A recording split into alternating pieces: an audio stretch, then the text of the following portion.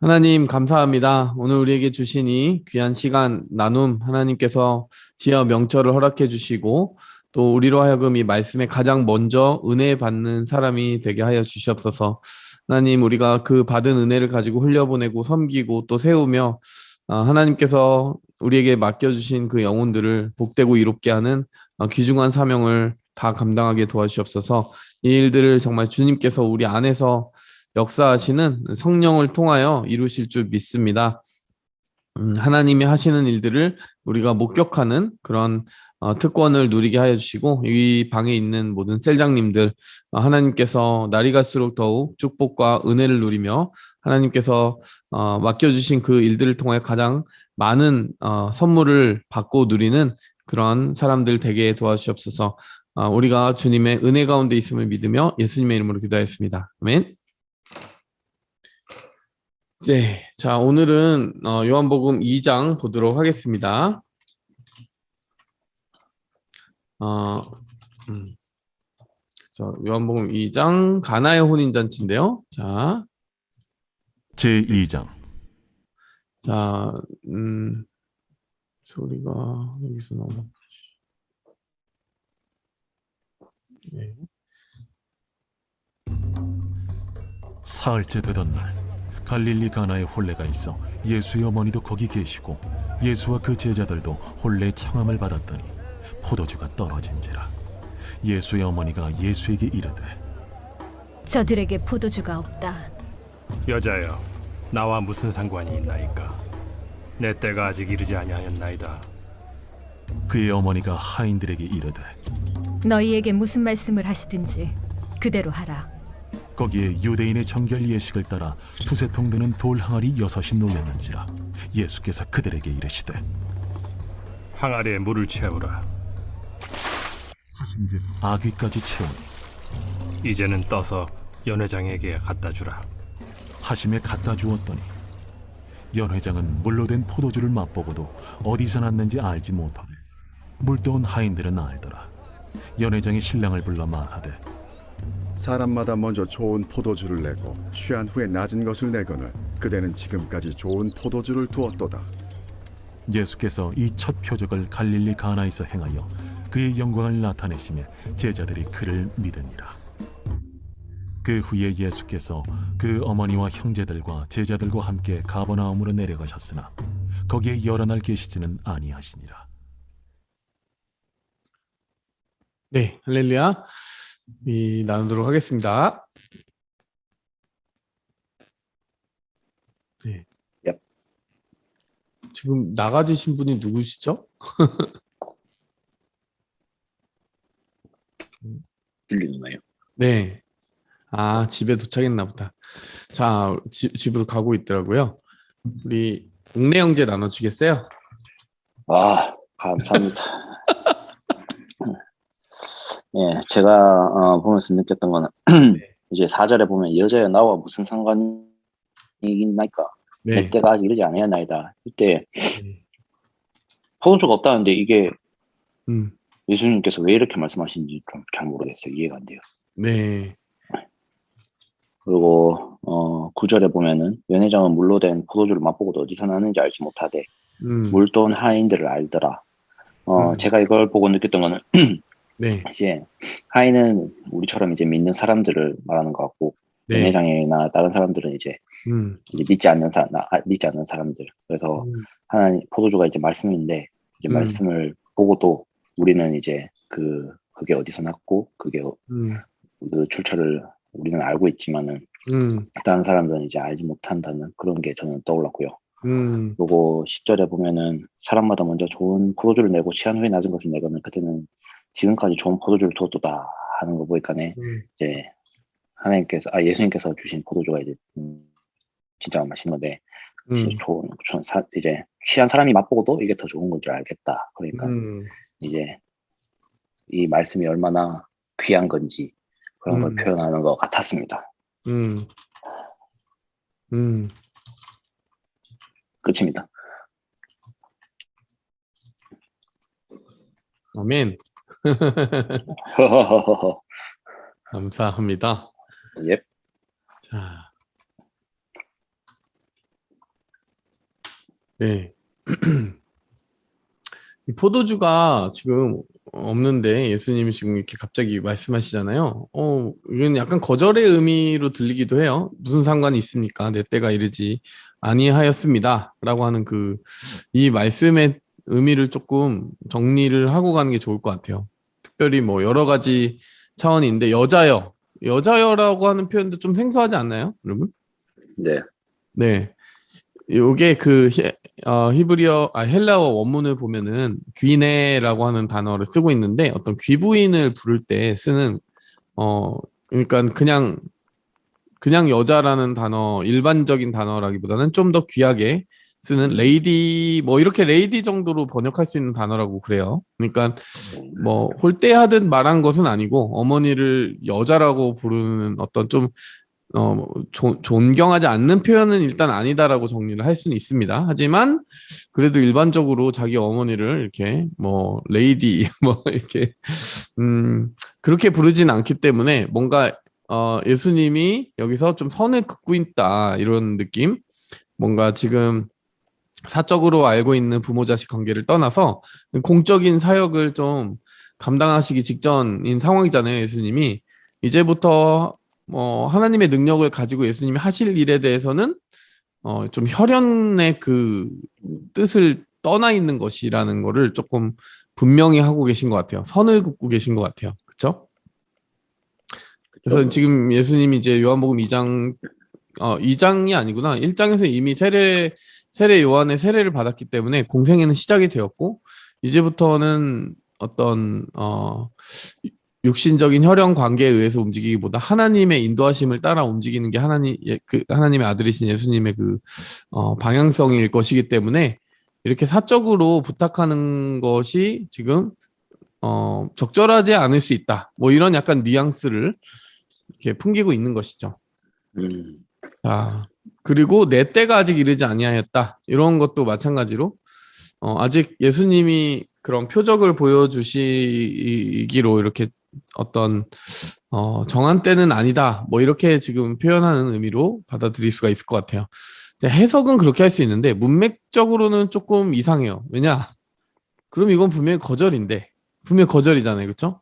거절인데 이 뒷부분에 보면 예수님은 거절하지 않고 그대로 따라 주셨거든요. 네. 예, 거기서 우리가 조금 배울 수 있는 게 있는 것 같아요. 그러니까 뭔가 우리가 기도할 때 이렇게 선을 정해놓고 이거는 또 들어주실 수 있고 이거는 거절하실 것 같고 이렇게 한다기보다는 뭐랄까, 그러니까 하나님의 뜻이 어디를 향할지 모르기 때문에 이게 너무 인간적인 기도 아니야 라고 생각하면서 우리가 우리의 기도 제목들을 접기보다는 그게 인간적이든 고상한 기도든 뭐 세속적인 기도든 뭐 지나치게 막 세속적이고 탐욕적인 건 안 되겠지만 우리가 흔히 말하는 막 영적인 기도가 아니라 우리가 흔히 세상에서 원하는 것들을 구할 때가 있잖아요. 네, 세속적이진 않지만 세상의 것을 구할 때가 있어요. 뭐 직장을 구할 때도 있고 그런 물질을 구할 때도 있고 근데 그런 것들에 대해서 우리가 우리 선안에서 뭐 지레 겁을 먹고 거절하실 것 같아 이렇게 정리할 필요는 없겠구나 이런 좀 생각도 좀 드는 것 같아요. 그렇지 않나요? 하나님이 그것을 받으시면 그대로 이루신다 뭐 이렇게 생각이 들고요. 특별히 여기 내 때가 이르지 아니하였습니다 라고 하는 이 단어도요. 이거 보면은 여러분이 이제 요한복음 7장이나 8장을 봤을 때 이게 등장하는 표현이거든요. 여기 보시면 예수님의 형제들이 이렇게 예수님에게 말한 적이 있어요. 스스로 나타나기를 구하면서 묻혀서 일하는 사람이 어디 있습니까? 조금 셀프 프로모션을 해야 되는 거 아닙니까? 드러내야 되는 거 아닙니까? 이렇게 이야기했을 때 이제 이 성경에서는 형제들이 예수님을 믿지 않았기 때문에 그런 식으로 말했다 이렇게 나오는데 그러니까 6월절에 가서 기적을 좀 행해라. 유대로 가서 좀 큰 무대에 가서 좀 떨쳐봐라 뭐 이런 약간 그런 말을 한 거죠. 예수님이 이제 뭐라고 얘기하시냐면 내 때는 아직 이르지 아니하였지만 너희 때는 항상 준비되어 있다. 뭐 이렇게 말씀하시면서 너희는 명절에 올라가라. 내 때는 아직 차지 못하였으니 나는 이 명절에 아직 올라가지 않겠다. 뭐 이런 식으로 말씀하세요. 그러니까 지금 이 형제들이 뭐 그렇게 드러내고 싶으면 세상에 떨치고 싶으면은 지금 6월절 명절에 가가지고 딱 좋은 때인데 사람들도 많이 있고 거기 예루살렘에서 좀 드러내면 안 되겠느냐 뭐 이렇게 말을 했는데 예수님 안 가신다고 하신 거예요 지금. 내 때는 차지 못했다. 근데 10절에 보면 형제들이 명절에 올라간 후에 자기도 올라가시되 나타내지 않고 은밀히 가셨어요. 가긴 가셨다는 얘기죠. 네. 그리고 14절에 보면 명절 중간쯤 됐을 때 예수님이 성전에 올라가셔서 가르치기 시작하세요. 이건 좀 드러낸 거죠. 유대인들이 이 사람은 어떻게 배우지도 않았는데 글을 알지? 뭐 이럴 정도로 쭉쭉쭉 보면은 예수님이 여기서 감추지 않고 뭐 이렇게 막 대화하고 드러내고 이렇게 한단 말이에요. 그래서 여기서 분명히 때가 차지 아니하였다라고 말씀하셨는데도 이렇게 하나님의 뜻에 의해서 하나님 아버지와의 그 교감 속에서 움직이시는 때가 있었다. 이걸 또 볼 수 있고 28절에도 보면 예수님이 이제 스스로 하시는 것이 아니라 아버지께서 이제 인도하시는 대로 하는 거기 때문에 뭐랄까요? 정말 1분 1초 그때 딱 주시는 하나님 아버지의 뜻을 따라가고 있기 때문에 지금 이렇게 우리의 눈에 보기에는 약간 일관되지 않고 좀 변덕스럽게 뜻을 바꾸신 것인가라고 하는 장면도 나타나게 되는 것 같아요. 그러니까 지금 예수님이 이렇게 말씀은 하시지만 이 말씀의 그 근본적인 의미는 하나님 아버지께서 그걸 내 안에 확신을 주고 승인을 할 때까지 나는 움직이지 않는다. 1초 전까지도 움직이지 않는다. 이런 어떤 하나님 아버지하고 절대적으로 지금 동행하고 있다는 것에 대한 표현이 아닌가 이런 생각이 듭니다. 이게 이렇게 좀 뜻을 깊이 풀어줘야 되는 부분이 있어가지고 좀 잘 질문을 해주셨어요. 네, 되게 여러 차원의 설명이 필요합니다. 여자여 이 단어는 예수님이 공생애에 진입했다라는 것을 의미하고 내 때가 이르지 아니하였다 이것은 그러니까 하나님과 지금 하나님 아버지의 지시하심과 인도하심을 받고 있다라는 것을 의미하고 그럼에도 이렇게 거절을 한 것처럼 보여도 또 이루어 주신 그 후반의 이야기를 보면 우리가 하나님을 따라가는 길에 있어서 그렇게 좀 뭐라 그러죠? 미리 자기가 다 컷을 할 필요는 없겠구나 이런 생각도 하게 되는 것 같아요. 네, 이 하인 얘기들은 참 할 게 많죠. 예, 그 곳에서 아이고, 네, 포도주를 마시고 즐길 수 있는 사람들은 그 잔치에 참여하는 사람들이었겠지만, 네, 그 사람들이 복된 게 아니라 사실 포도주는 한 잔도 맛보지 못했지만 이렇게 그 포도주가 어디서 나왔는지 아는 이 사람들이 참 축복된 사람들이다 이런 생각이 또 듭니다. 네, 자 이어서 보라자매 나누시겠어요? 네. 저는 네. 그 3절에 보면은 네, 그 예수님의 어머니께서 네, 예수님이랑 같이 그 결혼식에 초대를 받은 상황이잖아요. 네, 예수님도 약간 초대를 받았는데 네, 그 결혼식의 네. 연회장에 네, 포도주가 다 떨어졌을 때 저희는 보통 일반적인 이런 생각이라면은 당연히 그 주최하는 측에다가 먼저 이렇게 물어볼 건데 근데 예수님께 먼저 이렇게 다가가서 이렇게 포도주가 다 떨어졌다고 이렇게 말씀하셨잖아요. 네, 그렇죠. 약간 그 모습을 보면서 진짜 언제든지 예수님께 먼저 나아가는 그런 모습으로 정말 이렇게 살아가는 게 우리 모두에게 약간 필요할 것 같다라는 생각을 했고요. 네, 그리고 저도 4절에 네, 저는 이렇게 쉬운 성경으로 읽었었는데 쉬운 네. 성경에서는 그냥 어머니라고 이렇게 얘기를 해가지고 의역을 여자여라는 그거는 지금 잠깐 이렇게 잊고 있었는데 네, 그때 저희 때가 아직 이렇게 오지 않았습니다라고 이렇게 대답을 하셨는데 예수님도 약간 하나님께 먼저 이렇게 묻고 하나님께서 그 주시는 타이밍이 일하셨는데 네, 그래서 그 타이밍을 그냥 예수님도 이런 거는 이런 것쯤은 내가 그냥 음. 알아서 행동해도 되겠지 이렇게 생각하실 법도 한데 그러지 않으셨고 그 하나님께서 그 타이밍을 주실 때까지 기다렸던 예수님의 모습이 조금 인상이 깊었던 것 같아요. 네. 아멘. 네. 네, 포도주가 지금 떨어졌다라고 했을 때, 그쵸. 포도주에 대한 책임은 예수님께 있는 것도 아니고, 예수님이 어디서 포도주를 사와야 되는 그런 것도 아닌데, 예수님의 어머니, 마리아가 지금 예수님께 묻고 있다는 거는 예수님이 뭔가 행하실 수 있는 그 하나님의 아들의 능력이 있음을 이미 감지하고 있는 것 같아요. 그리고 이제 그 하인들한테도 뭐라고 얘기하냐면, 무슨 말씀을 하시든지 그대로 하라. 이렇게 하는 거 보면, 예수님이 지금 이 기적을 행하실 수 있는 모든 세팅을 다 주변에서 다 해놓으신 거죠. 지금 해놓는 거죠. 마리아가. 마리아에게 있는 그 믿음이 바로 그런 믿음이 아닌가라는 생각이 들어요.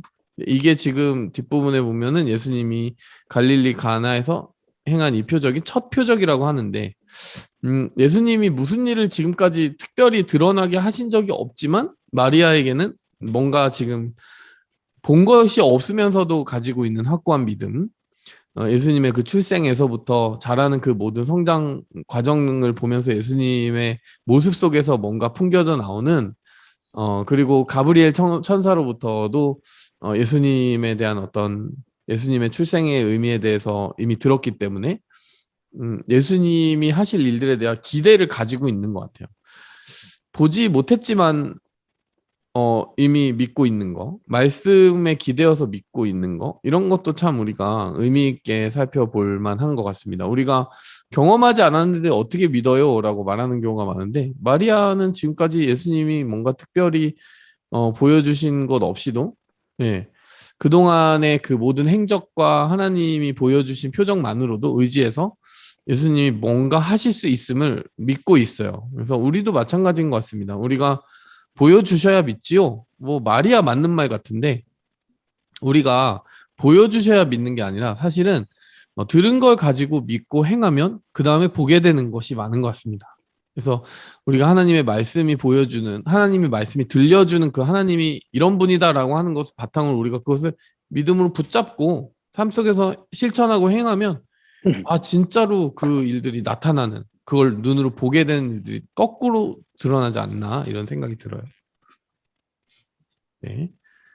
보는 것이 먼저냐 듣는 것이 먼저냐, 뭐 이런 선후 관계가 있을 텐데, 우리가 보여주셔야 믿지요, 요거보다 참 이런 믿음 귀하다. 예, 보기 전에 듣고 믿는 그 믿음 귀하다라는 생각이 좀 듭니다. 자, 그렇죠. 그리고 이제 하나님의 타임을 기다리는 그 마리아의 모습도 인상 깊고요. 여기 또 한 가지 제가 짐작을 하는 거는, 이 예수님의 어머니가 뭔가 그 이 결혼식장에서 역할을 맡은 게 아닌가, 이런 생각이 들어요. 보면은 이 사흘째 되는 날 갈릴리 가나에 혼례가 있어. 여기 보면은 예수님의 어머니가 거기 계시고 예수와 그 제자들도 혼례의 청함을 받았더니, 이렇게 나와 있거든요. 근데 여기 보면은 wedding took place, 그리고 Jesus mother was there 하고 문장 끊고 그다음에 예수님과 제자들도 초대를 받았다, 이렇게 하는데, 물론 불분명합니다. 확실하진 않아요. 양쪽으로 다 들을 수 있어요.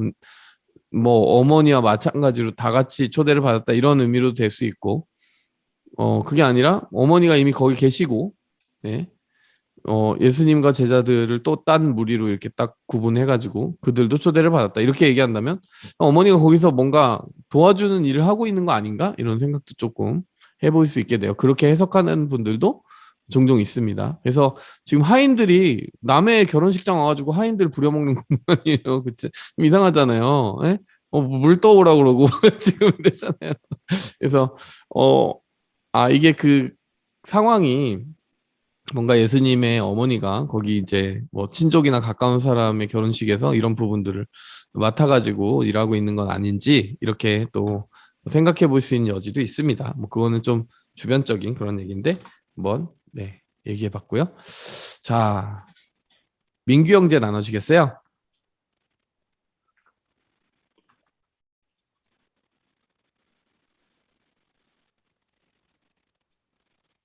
네, 민규 형제. 네.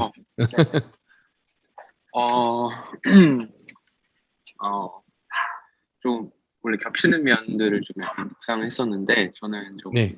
다른 면을 하나 나눠보자면 네. 조금 여기 있는 항아리랑 물에 좀 약간 감정이입을 했거든요. 네. 여기 보시면은 항아리에 물을 채우라 하셨잖아요. 네. 근데 그 물이 포도주가 됐잖아요. 네, 그렇죠. 네, 물이 포도주가 되는 걸 보면서 예. 결국은 약간 우리는 약간 그런 얘기 많이 하잖아요. 거기 나는 질그릇이고 거기에 담긴 보배가 중요한 거다. 그런 생각을 좀 하게 된 것 같아요. 그리고 그 질그릇에 보배가 담기 위해서는 결국은 내가 예수님과 함께 있느냐가 중요한 거구나라는 생각도 했어요. 그리고 이 연회장이 사실은 예수님이 없었을 때는 지금 엄청 혼란의 상태가 될 수 있었잖아요. 네. 그러니까 예수님이 거기에 계셨기 때문에 포도주가 다 떨어졌지만 결국 물이 포도주가 된 거잖아요. 예. 네, 그래서 결국은 물이 포도주 대신 되는 것은 결국은 예수님과 함께 거할 때구나라는 생각을 좀 많이 하게 됐던 것 같습니다. 네. 그리고 위기의 순간이 기회의 순간이 될 수가 있다라는 생각도 하게 된 것 같아요.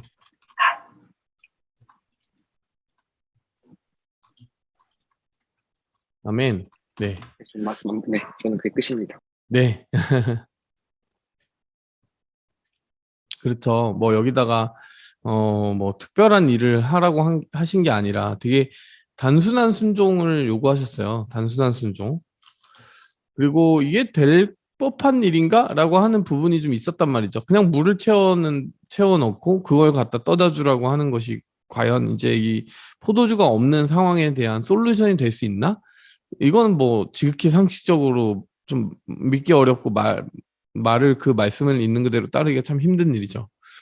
근데 하나님이 하나님의 일을 하시기 위한 인그리디언트, 그 재료는 우리의 단순한 순종, 어떤 복잡한 계산과 논쟁이 아니라 정말 하나님의 능력을 믿고 나아가는 그 단순한 순종이 있다라는 사실을 좀 생각해 보게 됩니다. 그래서 뭐 다른 여러 가지 것들이 아니라 그냥 물만 채우라고 한 것은 결국 그 물이 뭐 특별하고 그 물이 뭐 가나에서 나왔기 때문이 아니라 그 물을 가져다가 떠다 두는 그들의 믿음을 하나님이 재료 삼아서 일하셨음을 우리에게 명백히 보여주시는 것 같아요.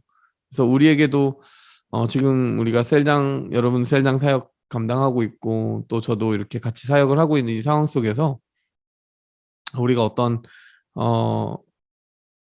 대단한 무언가를 해야 되는 상황처럼 느껴지는 뭐 부담감도 이제 느끼는 사람들이 있죠. 사역을 하다 보면은. 근데 어떻게 보면 우리가 이미 하나님께 순종하고 그 부르심에 응답하고 또 예를 들면 우리가 아주 간단하게 말씀을 받고 전하고 하는 어떻게 보면 물을 떠다가 갖다 주고 이렇게 하는 것처럼 우리가 말씀을 받아서 전하는 이 단순한 순종 속에 하나님이 역사하시면 여기서 어떤 특별한 일이 일어날 수 있을까라고 생각하는 그 순종 속에서 굉장히 특별한 일이 일어날 수 있다. 그 말씀, 내가 이렇게 떠다 준 말씀이 어떤 기적을 일으킬지 또 그 사람의 삶에 어떤 뭐라고 해야 되죠? 행복을 불러 일으킬 수 있을지 그 사람의 문제를 치유하고 오늘 이 가나안의 혼인잔치에도 큰 문제가 있고 또 혼란이 있었는데 그 혼란이 잠재워지고 또 치유가 발생하는 거잖아요. 그런 일이 있을지 모르기 때문에 우리가 감당하고 있는 크고 작은 이 일들에 대해서 뭐 하나님이 하시는 일이 굉장히 크다라는 기대감을 가지고 우리의 마음의 부담을 믿음으로 바꿀 수 있다면 참 좋겠다. 이런 생각이 듭니다. 아멘. 네, 또 줄리자매 나누시겠어요?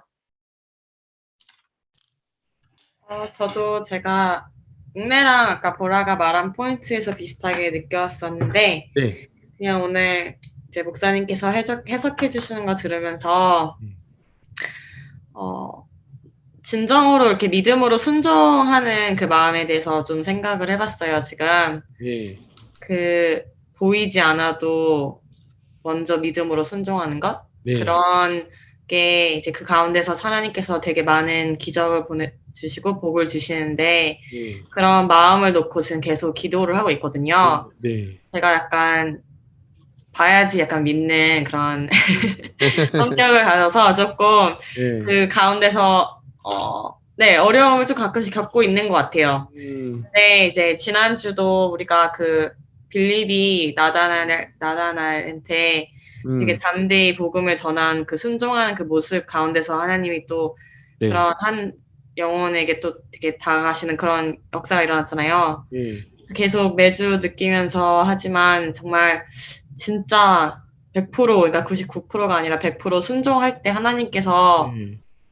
크게 일하시는 것 같아서 예. 오늘도 그냥 읽으면서 느끼는 게 그 하인들도 정말 질문하지 않고 되게 순종하였잖아요. 이 예. 상황에서 예. 충분히 그러지 않을 수도 있는데 마리아도 그랬고 그 음. 모습을 통해서 제가 저의 마음을 좀 살펴보고 순종할 수 있는 마음을 놓고 좀 더 기도해야겠다는 생각이 들었어요. 저는. 아멘. 네, 그렇죠. 보이지 않아도라고 하는 그 부분을 이렇게 잘 말씀해 주셨어요. 네, 지금 이 상황이 다 믿을만 하고 그냥 따를만 해서 따르는 것이 아닌 상황이라는 거를 이해할 필요가 있는 것 같아요. 물을 채우고 있는데 그 물이 뭔가 특별해지리라는 어떤 힌트가 지금 없었던 상황입니다. 그러니까 그냥 여기서 무슨 특별한 일이 발생할 것 같지 않은데 그대로 순종했을 때 일이 나타나는 것을 보니까 참 역시 하나님이 하시는 일에 대하여 우리가 얼마나 열려 있느냐에 따라 하나님이 우리를 통해 일하실 수 있고 우리가 그만큼 하나님을 경험할 수 있다는 그런 생각을 해보게 됩니다. 아멘. 우리 윤숙자매 나누시겠어요? 저는 네. 세 가지 부류의 사람이 있다 이런 생각이 갑자기 들었어요. 세 가지 부류의 사람. 네. 그래서 보지 않고도 믿는 마리아 같은 사람이 있고, 네. 보고서 믿는 여기 나온 제자들 같은 사람이 있고, 예. 보고도 믿지 않는 사람들도 있고. 그렇죠. 근데 그리스도인이라면 크리스찬이면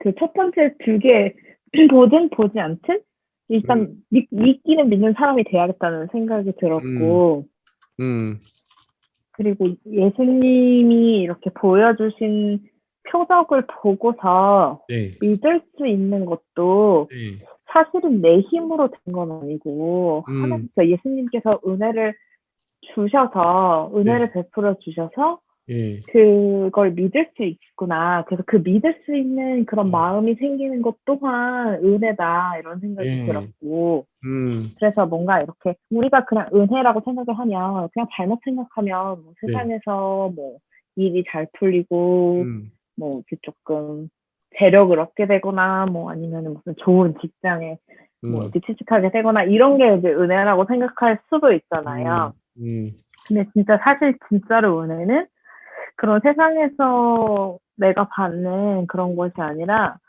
그 예수님을 제대로 알게 되는 그 마음이 생기는 거, 그 예수님을 알게 되는 것 자체가 되게 은혜라는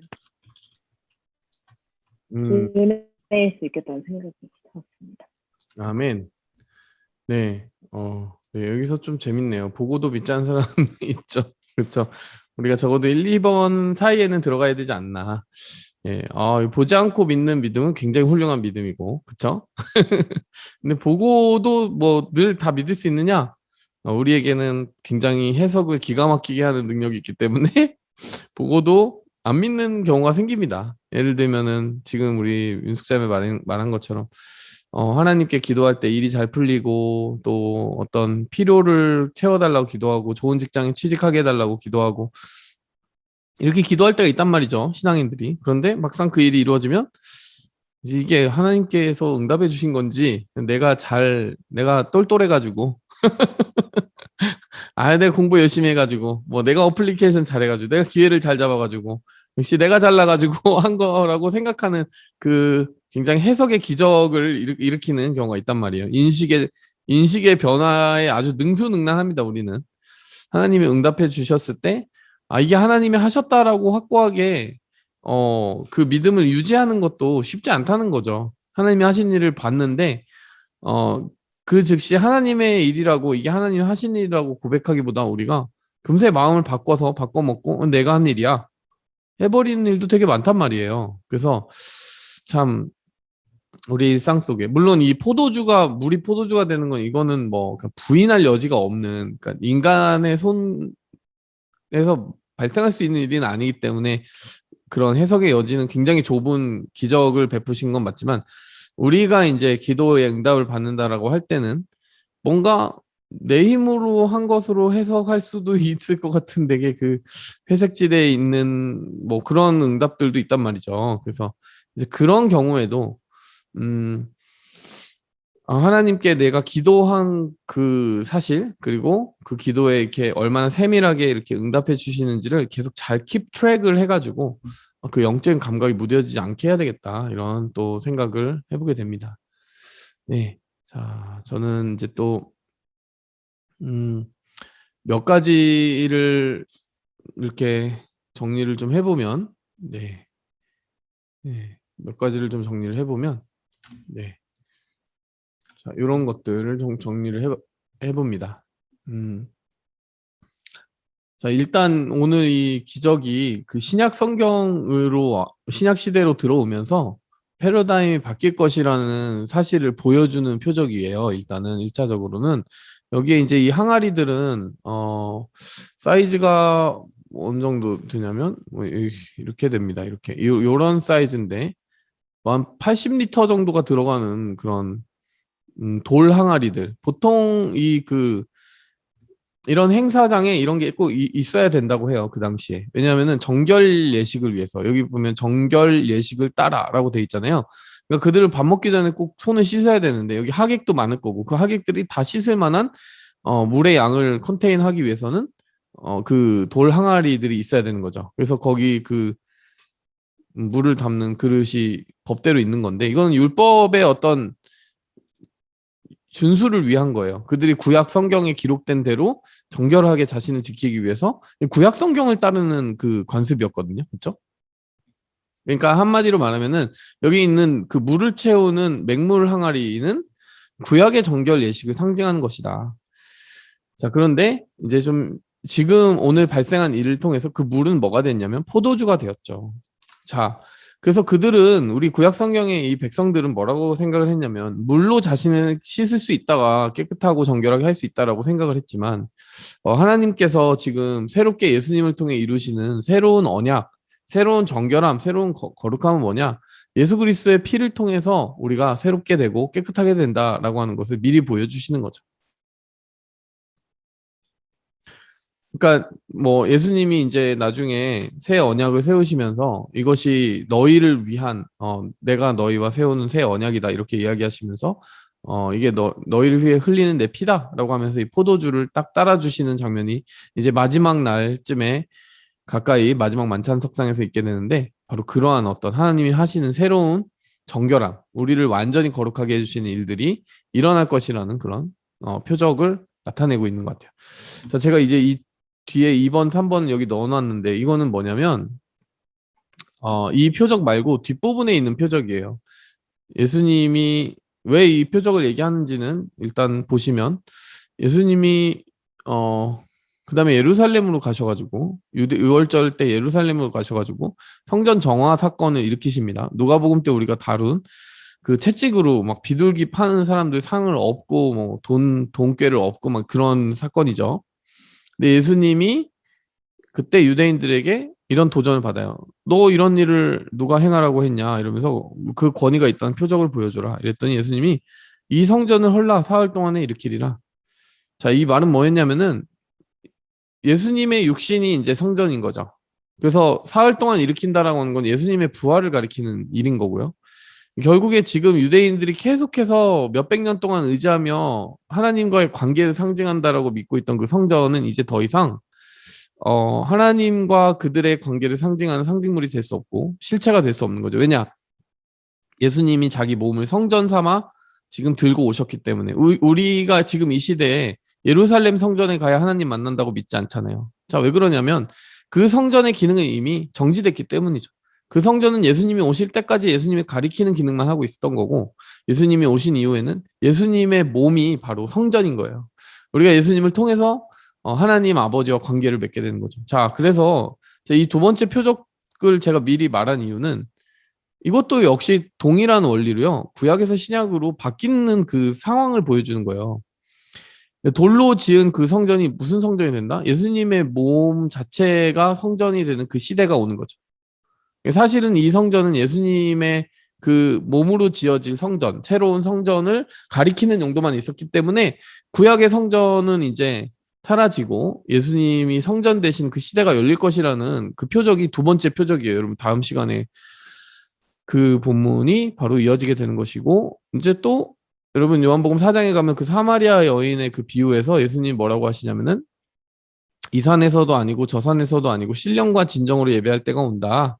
예루살렘도 아니고 그러면서 영과 진리와 예배하는 것이 이제 참되게 예배하는 것이다. 그 시대가 오게 된다. 이렇게 얘기해 주시는데 그것도 마찬가지죠. 새로운 예배가 열리게 된다.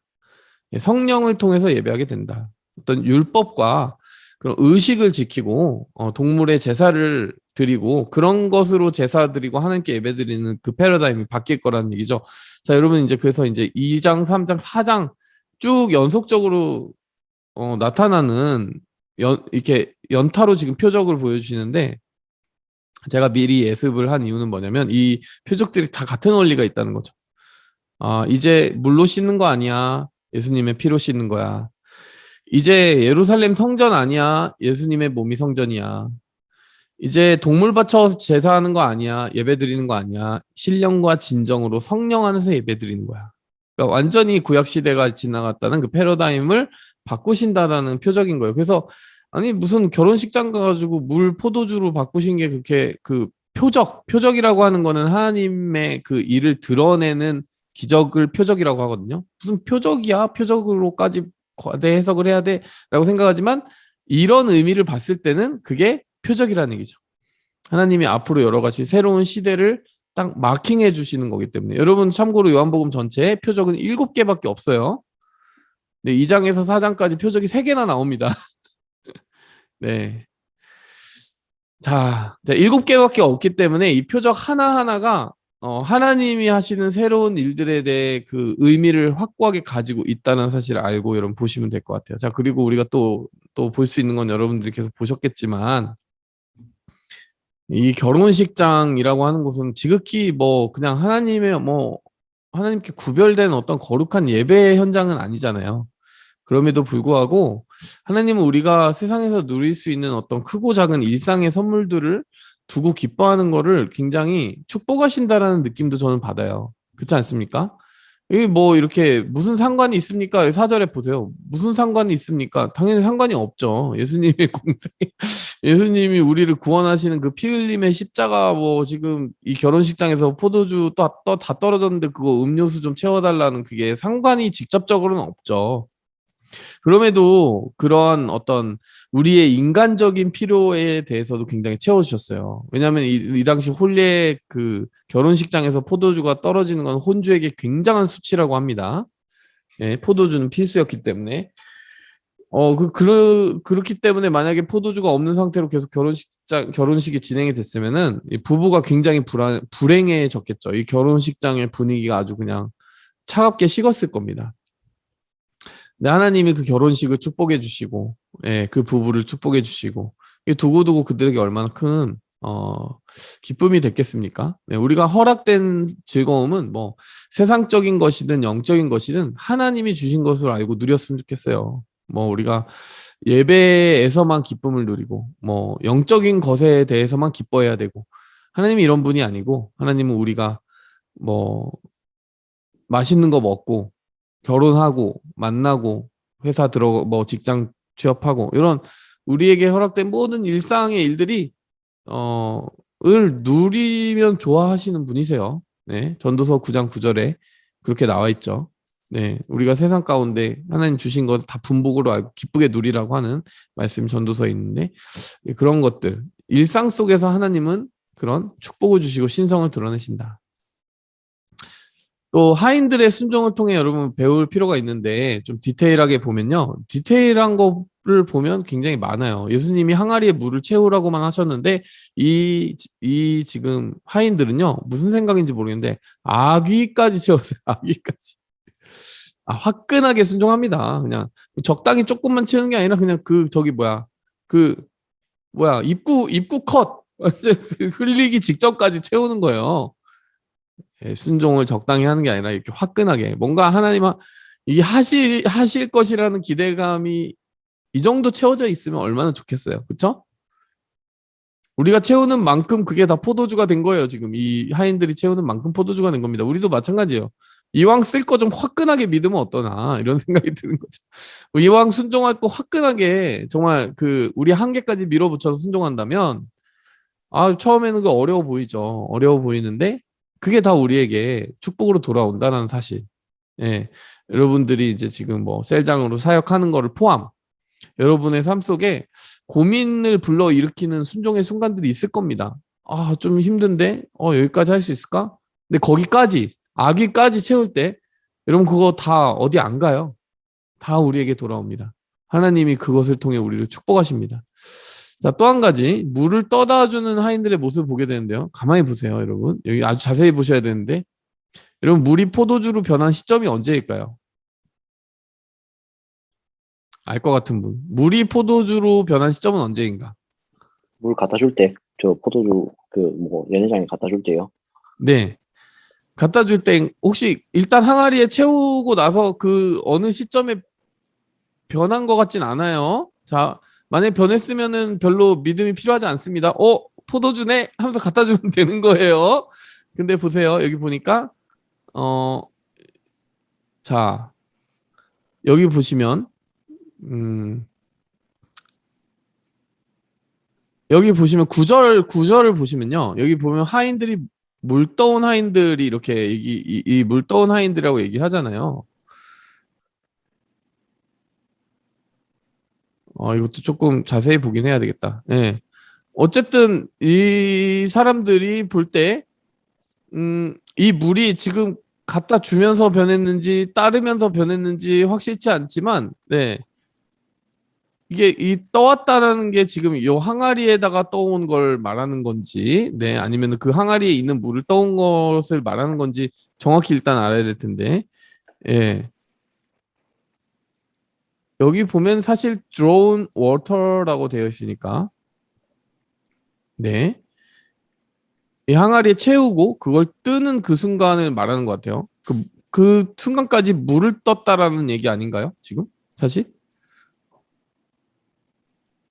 그때까지 물이었을 가능성이 있습니다. 일단 이 문장을 이제 좀 보면은 그러니까 떴는데 물을 다 채우라고 해서 물을 다 채웠고 물을 뜨라고 해서 다 떴어요. 이제 갖다 주라고 하니까 다 떴는데 여전히 물이에요. 이 하인들 입장에서는 그냥 물이잖아요. 물을 갖다 주면서 무슨 생각을 했을까요? 이게 여전히 물이면?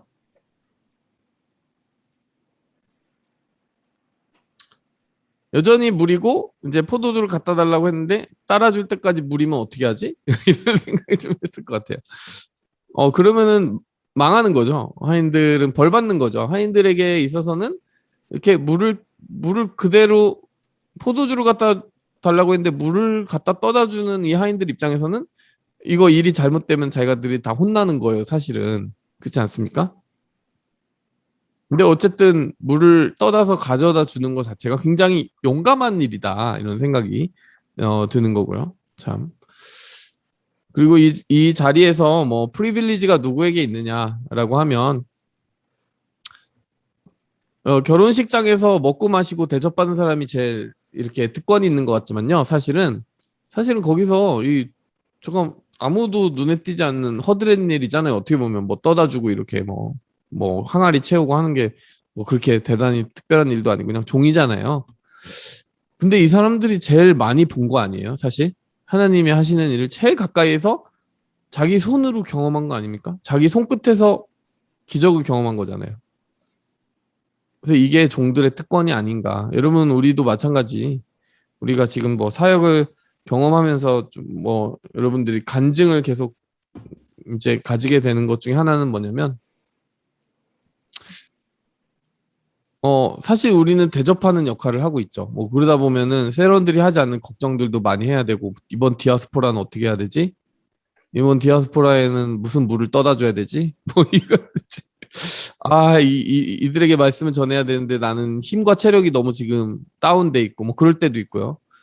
도저히 상태가 조금 안 좋을 때도 있고 그렇지 않나요? 그럼 내 걱정하기도 바쁜데 그 사람들한테 뭔가 대접해야 되고 이런 부담감이 있을 수가 있다는 거죠. 네. 근데 그러니까 따지고 보면 세상적인 관점으로는 대접받는 사람은 세런이고 대접하는 사람은 셀장이고 뭐 리더고 이렇게 사역자고 뭐 이렇게 섬기고 이렇게 갖다 주는 사람들이 더 고생하고 이렇게 좀 힘든 위치에 있는 경우들이 좀 있잖아요, 물리적으로.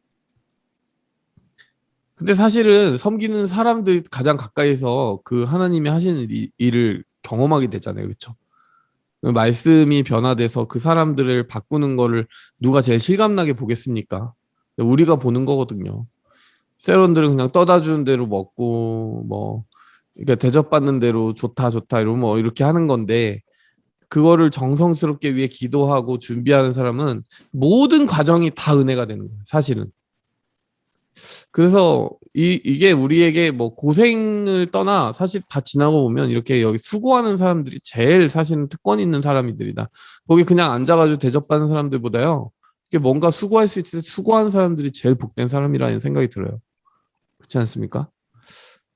네. 자, 포도주를 맛볼 수 있는 그 특권을 꿈꾸기보다 맛을 보여줄 수 있는 그런 특권을 꿈꿀 수 있으면 좋을 것 같습니다. 마리아를 호칭하는 그 호칭의 의미를 제가 또 여기다 좀 정리해 놨고, 예, 아까 말했던 것처럼 거절을 하시는 것 같다가도 주시는 때가 있으니까요. 네, 여기 제가 요한복음 7장, 8장에 적어 놨거든요. 그리고 다른 본문에 보면은 심지어 되게 큰 모욕적인 말로 거절하시는 것처럼 하시는 경우도 있어요. 병든 아들을 치유해달라고 했는데 떡을 개에게 먼저 주는 법이 없다. 막 이러면서 그 이방인 여성에게 그렇게 얘기하셨는데, 개도 상에서 떨어지는 부스러기는 먹습니다. 이렇게 그 여인이 넘어가거든요. 그랬더니 예수님이 이만한 믿음은 이스라엘에서 본 적이 없다. 시험을 통과한 거죠, 그 여인이. 그래서 믿음대로 될지어다 해가지고 그 기도를 들어주시는 경우가 있습니다. 그래서 뭔가 이렇게 우리가 끝까지 포기하지 않고 기도하는 거, 네. 하나님이, 이쯤 하면 거절 당한 거겠지? 이러면서 포기하고 쉽게 이렇게 뒤돌아가는 거, 그거 원치 않으시는 것 같아요. 하나님 끝까지 기도하는 끈질김, 우리가 좀 배울 수 있는 것 같고요. 네. 또 한 가지는, 여러분이 바돌로메가 누구냐면 나다나엘입니다. 예. 나다나엘의 다른 이름입니다. 나다나엘의 출신지가 가나예요. 그러니까 자기 출신지에서 또 바로 1장 마지막 쪽에서 이 나다나엘을 불러주셨는데 이 나다나엘 출신지인 가나에서 예수님이 또 표적을 이렇게 행해 주셨어요. 네. 자, 영적으로 좀 적용해 보면 맹물 같은 우리의 삶이 포도주와 같은 정말 향기를 발할 수 있는 그런 성숙과 성장을 이렇게 만들어 주시지 않나 이런 생각이 들고요. 또 예수님이 주시는 것은 항상 나중이 더 좋다 이런 생각이 또 듭니다. 이렇게 몇 가지 뭐 여러분이 이제 이미 나눈 이야기들을 조금 더 깊이 보면서 저도 이제 좀 나눠봤습니다. 네, 자 여기까지. 네, 여러분 뭐 이렇게 애프터 소트 나눠보고 마무리하도록 하겠습니다. 네, 왜요? 네, 물어봐 주세요. 그냥 옆에서 하다가 질문이 마음속에서 생기는데 괜히 이 질문을 듣고 또 우리가 헷갈릴 수도 있지 않을까 싶어서 할까 말까 하다가 뭐 우리나 세런들 중에 또 궁금한 사람들이 있을 것 같아서 물어보는데요. 아까 초반에 그런 얘기 했잖아요. 여러 사람들 얘기하면서 하나님이 하시는 일을 묻지 않고 믿는 사람의 믿음이 가장 좋았던 믿음으로, 묻지 않고 믿어요. 그러니까 예. 뭐 보지 않아도, 경험해 보지 않아도 믿었던 믿음에 대해서 얘기를 했잖아요. 바람직한 것으로. 근데 솔직히 물음이 생길 수 있을 것 같거든요. 그러니까 나도 하나님에 대해 소개받은 그날 바로 믿음이 생긴 게 아니고, 또 목사님도 모태신앙이고 뭐 어렸을 때부터 신앙에 노출이 되어 있었지만 무신론자였었다라고 말할 만큼 어떤 물음들이 있었잖아요. 그냥 내가 드는 생각은 세런들 중에는 이 이야기를 들으면서 그 세 가지 경우가 있을 것 같은데, 그냥 성경에서 그렇다고 하니까 그런가 보다 하고 넘어갈 수도 있고, 또 어떤 사람은 아예 지금 교회 처음 왔거나 그런 사람은 또 우리가 뭐 성경에서 하는 이야기들 중에 많은 이야기들이 그럴 수 있겠지만 뭘 믿으라는 거야? 그러니까 뭘 믿으라는 거지? 그러니까 좀 그럴 수도 있고, 또 어떤 사람은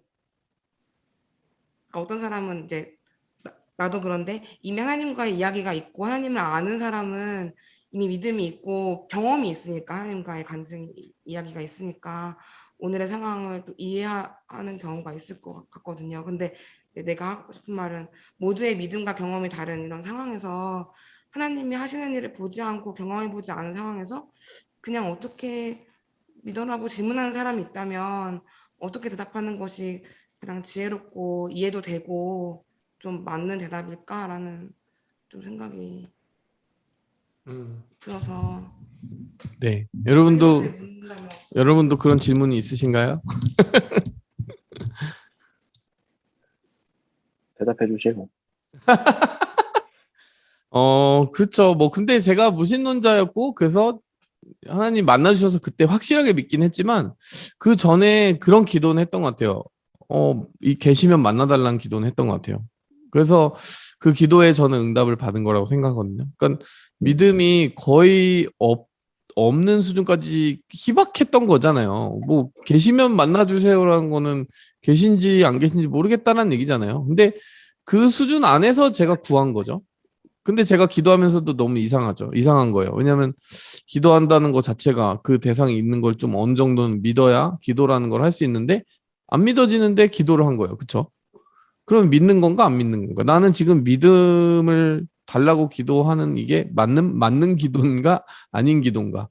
근데 이런 생각은 들었어요. 아니 있으면 그 일이 나한테 일어나겠지. 예.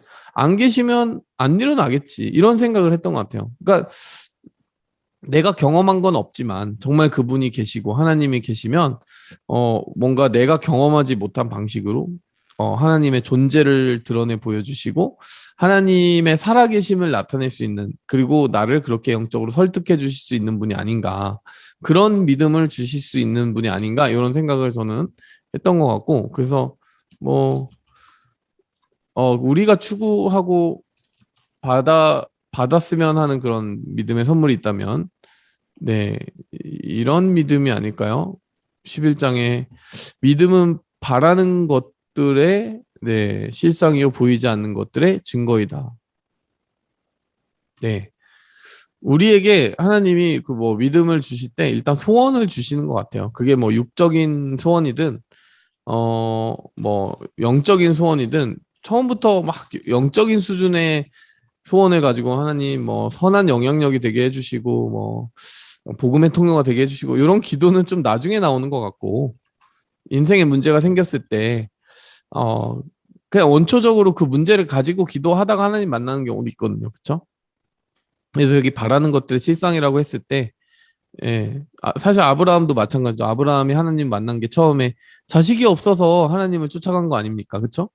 근데 하나님이 그 단순한 기도에 나중에 기도의 크기를 어떻게 키워주냐면, 야, 너 자식 한 명 주는 거 정도가 아니야. 그 자식이 끝나는 게 아니고 해변의 모래같이 바다의 별과 뭐 하늘의 별과 같이 바다의 모래같이 많아질 거고, 그들을 통해 온 민족이 축복을 받을 것이야. 온 메시아가 태어나는 거야. 뭐 이렇게 아브라함이 구하는 거 처음에 바랬던 스케일보다 좀 더 크게 응답해 주셨어요. 사실은. 그렇죠? 그래서 우리가 우리에게 주시는 작은 소원이 이거 너무 영적이지 않고 세속적이고 그냥 너무 내 수준인데? 라고 생각하면서 컷할 필요는 없는 것 같아요. 그러니까 내 수준이어서 안 되는 건 없다. 그게 물론 거기에만 머물러 있으면 좀 곤란한데 그걸 좀 키워주시겠죠, 하나님이. 하나님이 말씀을 통해 깨닫게 하시는 뭐든 해서 내 기도가 좀 더 성숙해지게 하시겠죠. 근데 영적인 기도만 응답하시고 뭐 세상적인 기도는 응답하지 않고 뭐 그런 건 아니라는 거예요. 그래서 우리가 믿음이 있든 없든 우리가 믿음이 확고하든 확고하지 않든 사람들에게는 바라는 것이라는 게 있지 않나요? 그렇죠? 뭐 바라는 거 없이 사는 사람 없잖아요. 그렇죠? 그래서 우리가 믿음이 대단히 영적이지 않고 성숙하지 않고 크지 않더라도 우리가 바라는 것이 있으면 그걸 가지고 기도하는 것이 믿음의 시작이 됐으면 좋겠어요. 그러다 보면 하나님이 거기에 보여주시거든요. 그러면 보이지 않는 것들에 대한 증거를 받게 된다. 예. 보이지 않는 것들에 대한 증거를 받게 되고 그 실상을 또 만나게 되고 마주치게 된다. 예, 그래서 우리가 추구하는 믿음 6절에도 나오는 것 같아요. 히브리서 6절에 보면 믿음이 없이는 하나님을 기쁘시게 하지 못한다. 하나님께 나아가는 자가 믿어야 될 두 가지. 그가 계신 것을 믿어야 된다. 요 믿음 있어야죠. 그리고 그가 자기를 찾는 자에게 상 주시는 이심을 믿어야 된다. 응답해 주시는 걸 믿어야 된다는 거죠. 응답해 주시는 것도 안 믿으면 뭘 믿냐 이거죠. 하나님이 계신 걸 믿어야 되고 또 하나님이 상 주시는 이심을 믿어야 되고. 그래서 우리가 근데 이거를 뭐 얼마나 확실하게 100% 의심 없이 믿어야지 하나님이 응답해 주시는 겁니까? 그렇게 하기보다 하나님이 우리 믿음 수준만큼 그냥 은혜로 계속 응답해 주시는 거죠. 뭐 만약에 우리에게 100%의 믿음을 우리가 스스로 만들어서 가져와라. 그러면 우리 중에 누가 하나님 믿고 있을까요, 지금? 네.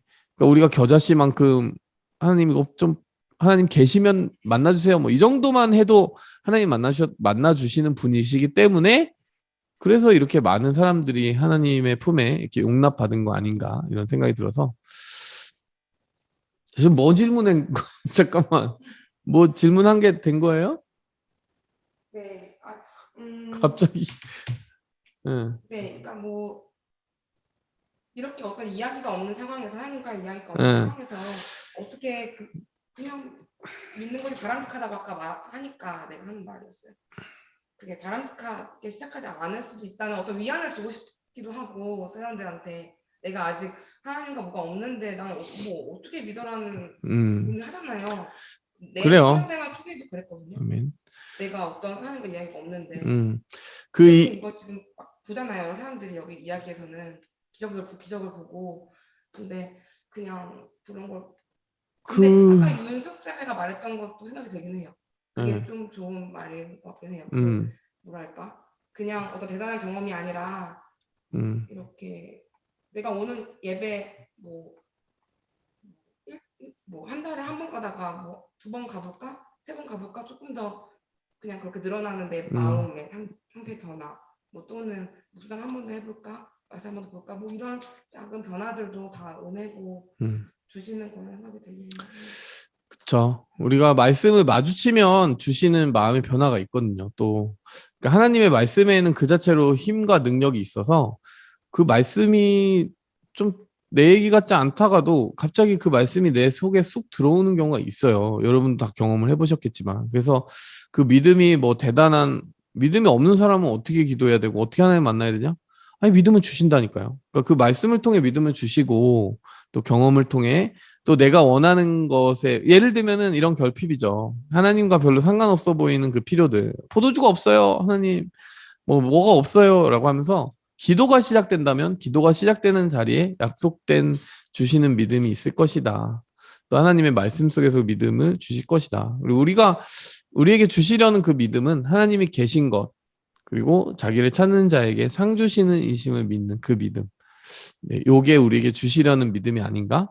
그리고 요 포도주의 사건을 마주친 사람들은 바로 그 믿음을 받았겠죠. 하나님이 계신 것 그리고 자기들의 그 필요에 응답해 주시는 하나님을 만났겠죠.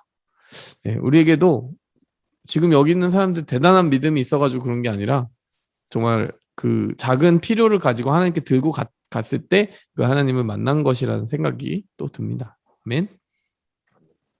네. 자, 우리 뭐 간단하게 더 느끼고 궁금한 것이 있으면 나누실래요? 보라자매? 저는 그러니까 그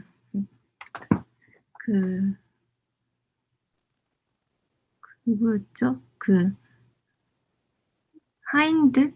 네, 하인들. 네. 하인들의 자리에 항상 가 있는 것이 되게 큰 축복이고 네. 되게 감사한 자리라는 걸 음. 다시 한번 깨달았어요. 왜냐면은 그 사람들은 진짜 이렇게 옮기면서 직접 그 기적을 경험한 사람들이잖아요. 네. 그래서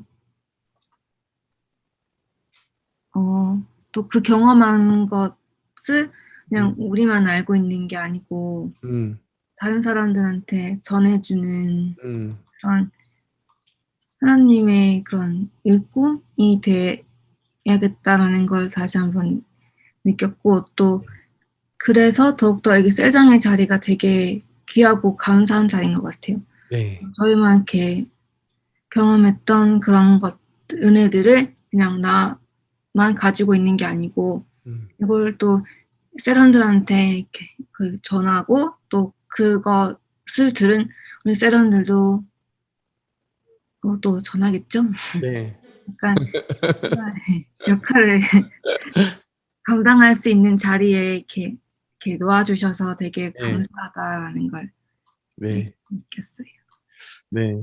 사실 우리가 돌 항아리 같을 때가 있어요. 뭐 제가 여러분들 돌 항아리 같다 이렇게 얘기하는 게 아니고 제가 요즘 뭐 어떤 생각하냐면은 통독반을 제가 지금 계속 하고 있잖아요. 그러니까 뭐 기쁘든 싫든 지금 뭐 오늘 피곤하든 뭐든 하여간 저도 읽어야 되거든요. 그러니까 근데 제가 솔직하게 얘기하면 사역자가 아니었으면 이 정도로는 안 했을 것 같아요. 제가 못한다고 스스로 엑셀 막 만들어가지고 뭐 스케줄 정하고 야 나는 이번에는 77일 만에 이 성경을 읽어야지 제가 스스로 이렇게 동기부여를 했을까? 안 했을 것 같아요. 예, 그래서 사실 저는 종과 하인의 위치에 있는 거죠. 그러니까 계속 뭐라 그러죠? 그런 마음의 부담감을 가지고 움직이게 되는 것 같아요. 내가 돌 항아리라면 그러니까 일단 물이라도 가득 채워놔라. 일단 계속 읽어. 그러니까 읽고 그걸 깨닫고 묵상해가지고 은혜를 끼치는 건 또 다른 부담감인데 그 부분은 또 해주시더라고요. 그렇게. 그러니까 나는 그 어떤 그 자리에 나를 계속 가져다 두는 것만 했는데 뭔가 그 과정에서 경험하는 은혜들이 계속 있는 거예요. 그래서 이거는 내가 참 뭐 처음에는 고생스러울 거라고 생각했는데 이게 내가 더 먼저 많이 받는다. 그래서 결국에 포도주를 제일 많이 마시고 있지 않나. 그래서 네, 그런 축복이 내 손끝에서 포도주가 이런 축복이 우리에게 있다라는 생각이 드네요. 네, 웅내 형제 나눠주시겠어요? 저는 더 이상 궁금한 건 없고요. 네. 그냥 이제 얼마나 예수님께서 오시기 전과 오시고 난 후가 바뀌는 그런 것들이 얼마나 그렇게 중요한 사건인지 다시 한번 깨닫게 됐고 또 저는 그게 제일 기억에 남네요. 하나님께서 주신 것은 즐겨라. 그래서 전 열심히 즐기려 합니다. 아멘. 아멘. 아멘 해주셔서 감사합니다. 할렐루야. 아멘입니다. 즐깁시다. 네, 줄리자매 나누시겠어요? 저도 다시 한번 이 내용에 대해서 배울 수 있어서 되게 좋았고, 저는 아까 다 좋았는데 아까 윤숙 언니가 나눈 것에서 되게 진정한 은혜라는 게 이렇게 하나님의 진정을 알게 되는 마음 갖는 것, 이게 되게 마음에 많이 좀 뭐라 그러지 새긴 것 같아요. 오늘 여러 가지가 있겠지만, 네, 그게 가장 기억이 나고 또 셀장으로서 우리가 해야 되는 지금 우리의 거룩한 책임감에 대해서 이제 그냥 책임감을 해서 약간 무겁게 느껴질 때도 있었지만 당연히 그것이 이제 가장 큰 은혜라는 것, 가까이서 볼 수 있는 것, 그것을 보면서 다시 감사하게 됐던 것 같아요. 이 자리에 있을 수 있는 것에 대해서. 네,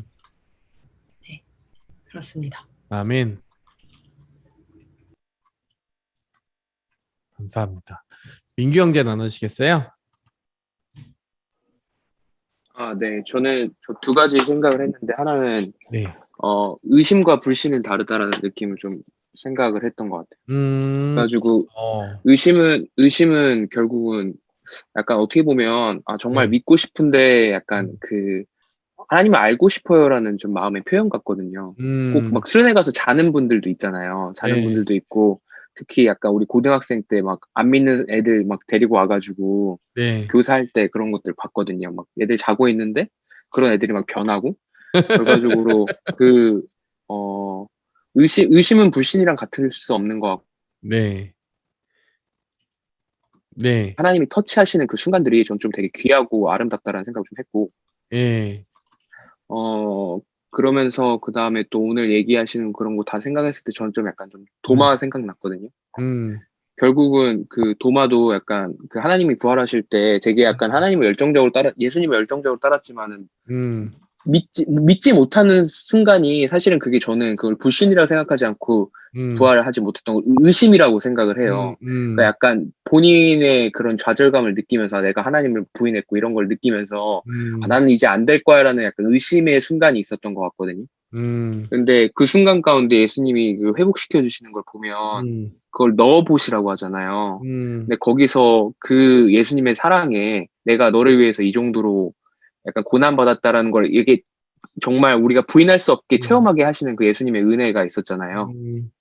결국은 그런 의심 가운데 있을 때도 그것을 다 용납하시고 회복시키시는 게 예수님의 은혜다라는 생각을 좀 했던 것 같아요. 네. 아멘. 그렇죠. 여기서 이제 작은 기대감을 가지고 그 믿음을 가지고 행했던 사람들이 뭐 얼마만큼의 수준의 믿음이 있었는지 모르겠지만 네. 이게 될까 싶으면서도 또 그 안에서 경험하게 해주시는 은혜로 또 확고한 믿음이 되는 거죠. 그래서 불완전한 믿음의 씨앗이라도 뿌린다면 그 작은 겨자씨 같은 믿음을 더 큰 믿음으로 바꿔주시는 하나님을 경험하게 되는 것 같습니다. 윤숙자매 나누시겠어요?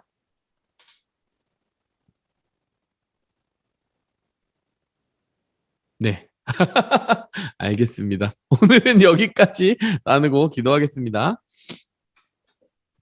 하나님 아버지 감사합니다. 오늘 이 시간 우리에게 주신 이 말씀의 달콤한 시간들이 우리의 삶에 직접적으로 힘을 주고 또 영향력을 주고 또 회복을 주고 또 승리를 주는 시작이 되게 하여 주옵소서. 하나님 우리에게 어떤 거창한 일을 맡기시거나 확고하고 흔들림 없어서 정말 조금의 추호의 의심도 없는 그러한 일꾼이 처음부터 되라고 말씀하시는 것은 아니라는 것을 말씀을 통해 배웁니다.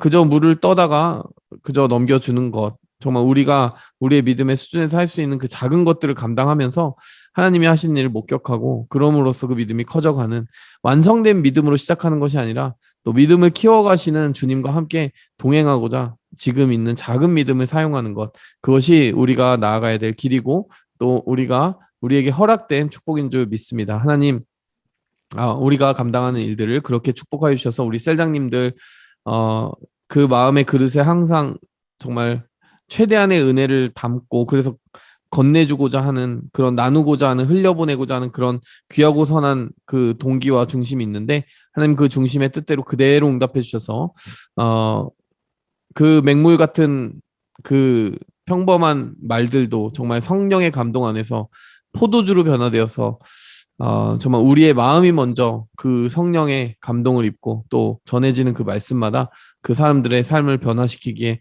정말 부족함이 없는 충분한 능력의 말씀으로 흘려보내지게 도와주시옵소서. 우리 모두에게 그러한 은혜로 함께 하신 줄 믿고 예수님의 이름으로 기도하였습니다. 아멘.